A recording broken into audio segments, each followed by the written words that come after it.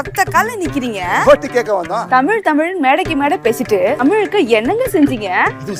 செயல தலைவர் எங்க மோடி ஐயா திருக்குறளை 100 மொழியில மொழிபெயர்க்க சொல்லிருக்காரு. காசில தமிழ் சங்கம் நடத்தி இருக்கிறாரு. எந்த நாட்டுக்கு போனாலும் தமிழ் மொழியின் சிறப்பை பத்தி பேசுறாரு. தமிழ் மொழிக்கு ஆய்வு மையம் திறந்திருக்கிறாரு. சென்ட்ரல் கவர்மெண்ட் எக்ஸாம தமிழ் மொழியில கொண்டு வந்திருக்கிறாரு. நீங்க ஒத்த கால நின்னு கேட்டாலும் எங்க ஓட்டு மோடி ஐயாக்கு தான். மீண்டும் மீண்டும் மோடி அரசு. தாமரைக்கு வாக்களியுங்கள்.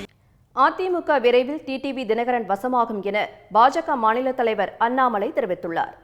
தேனி நாடாளுமன்ற தொகுதியில் பாஜக கூட்டணியில் போட்டியிடும் டிடிவி தினகரனை ஆதரித்து பாஜக மாநில தலைவர் அண்ணாமலை பிரச்சாரம் மேற்கொண்டார்.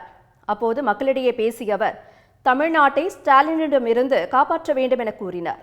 கோபாலபுர குடும்பம் கொள்ளைக்கார குடும்பம் என விமர்சித்த அவர் மக்களுக்காக டிடிவி தினகரன் அயராது உழைப்பார் என குறிப்பிட்டார். அதிமுக விரைவில் டிடிவி தினகரன் வசமாகும் என கூறி வாக்குகளை சேகரித்தார். இன்னைக்கு முதலமைச்சர் ஸ்டாலின் சொல்றாரு, வாங்க இந்தியாவை காப்பாற்றலாம், எங்கூட வாங்க அப்படிங்கிறாங்க. தமிழகத்தை காப்பாற்ற வேண்டும் ஸ்டாலினிடமிருந்து என்பதற்காகத்தான் நாம் இங்கே நின்று கொண்டிருக்கின்றோம். அன்பு சகோதர சகோதரிகள், அந்த கோபாலபுரத்து குடும்பத்துக்கிட்ட இருந்து காப்பாற்றணும், மருமகிட்ட இருந்து காப்பாற்றணும்.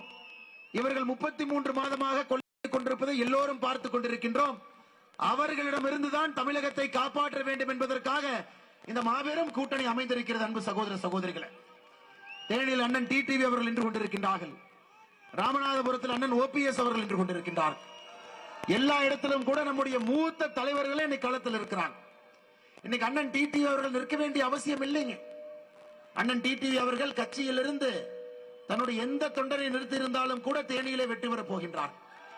ஆனா ஏன் டிடிவி அண்ணனே களத்துக்கு வர வேண்டிய காரணம் என்னன்னாங்க, மோடி அவர்கள் 400 எம்பிக்களோடு வர வேண்டும். அதே நேரத்தில் தமிழகத்தில் ஒரு புதிய அரசியலை மக்களுக்கு காட்ட வேண்டும். 2024 தேர்தல் நமக்கு தெரியும். தேனியில அண்ணன் டிடிவி அவர்களை தோற்கடிக்க வேண்டும் என்பதற்காக 2 வேட்பாளர்களும் ஒன்று சேர்ந்திருக்கின்றார்கள் என்பது உங்களுக்கு தெரியும். 2 வேட்பாளர்களும் ஒன்று சேர்ந்திருக்கின்றார்கள். ஆனா தொண்டர்கள் ஒன்று சேரலீங்க. மக்கள் அவங்க கூட போகல.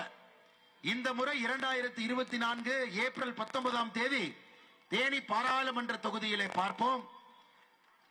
அனைத்து இந்திய அண்ணா திராவிட முன்னேற்ற கழகத்தினுடைய தொண்டர்கள் வாக்கும் அண்ணன் டிடிவி தினகரன் அவர்களுக்கு தான். அம்மா மக்கள் முன்னேற்ற கழகத்தோடு இணைய போகின்றார்கள், வாக்களிக்க போறாங்க. அவர்களுக்கு தெரியும் அவர்களை வழிநடத்தக்கூடிய உண்மையான தலைவன் யார் என்பது அவர்களுக்கு தெல்ல தெளிவாக தெரியும். பூச்சாண்டிகளையும் போலி தலைவர்களையும் எந்த தொண்டனாக இருந்தாலும் கூட கண்டுபிடித்து விடுவார். 19ஆம் தேதி வரை நம் ஒருவருக்கும் நம்முடைய சின்னம் குக்கர் சின்னங்கண்ணா. நம்ம எல்லா வீட்டுக்கும் ஏறி இறங்கணும், எல்லா மக்களையும் பார்க்கணும், எல்லா கிராமத்துக்கு போகணும் ஐயா. செப்டம்பர் மாசத்துல 2023 தேனிக்கு நம்முடைய எண்மண் எண் மக்கள் யாத்திரை இங்கே வந்தோம். எவ்வளவு பெரிய எழுச்சியாக மக்கள் ஒரு மாற்றத்திற்காக தமிழகத்தில் எங்களுக்கு வேண்டாங்க, இந்தியாவிலே மோடி வேண்டும் என்று எப்படி இருந்தார். இன்னைக்கு அண்ணன் டிடிவி அவர்களோடு வரும் பொழுது தேனி முழுவதும் அதே ஒரு உற்சாகம். யார் அண்ணனை பார்த்தாலும் கூட, அண்ணா நீங்க ஜெயிச்சிட்டீங்க, அண்ணா நம்ம சின்ன குக்கர், அண்ணா மக்கள் செல்வல்னா நீங்க எங்க வீட்டு பிள்ளை, எங்களுக்கு இதற்கு முன்பு பாராளுமன்ற உறுப்பினராக நீங்கள் செய்திருக்கக்கூடிய வேலையை நாங்கள் மறக்கவில்லை, உங்களோடு 2024 நிற்க போகின்றோம் என்று வருகின்ற வழியில எல்லா மக்களும் சொல்லிக் கொண்டு வந்தார். திராவிட முன்னேற்ற கழகம் தேனிக்கு செய்திருக்கக்கூடிய துரோகத்தை மட்டும் நான் சொல்றேங்க ஐயா, கேளு. இன்னைக்கு ஸ்டாலின் ஐயா வர்றாங்க, டிடிவி அவர்களை பற்றி வாய்க்கு வந்ததெல்லாம் பேசிட்டு போறாங்க. எடப்பாடி பழனிசாமி அவர்கள் வருகின்றார்கள், அவருக்கும் வாய்க்கு வந்ததெல்லாம் பேசிட்டு போறாங்க. காரணம், இருவருக்கும் இவரை பிடிக்காது. இவர் வெற்றி பெற்று விட்டால் தமிழகத்தினுடைய அரசியல் மாறும் என்பது இருவருக்கும் தெரியும். மதுரைக்கு கீழே கன்னியாகுமரி வரை 2024 ஜூன் 4ஆம் தேதி அண்ணன் டிடிவி அவர்கள் வெற்றி பெற்ற பிறகு ஒரு உண்மையான மக்களை சார்ந்த தொண்டர்களை முன்னிலைப்படுத்தக்கூடிய அரசியல் நடக்கும் என்பது தெரியும்.